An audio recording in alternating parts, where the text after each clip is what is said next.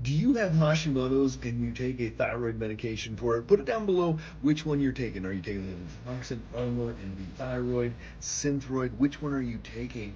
But I want to tell you, they are not thyroid medications. They are hormone replacement.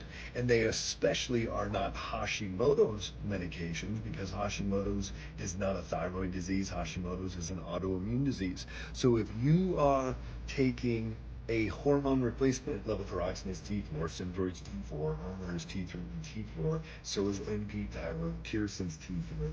If you're taking hormone replacement, it does nothing for your thyroid, and if you take hormone replacement, it does nothing for an autoimmune disease, which is what Hashimoto's is. The reason they give you that is because your thyroid is being destroyed by your autoimmune.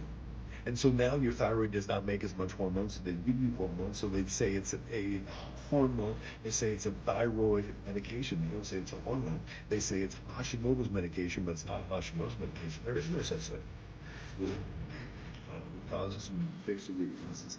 I can help you do that. Send me a DM, direct message me, and I'll get you my thyroid secrets. Hold on. Don't know what's going on.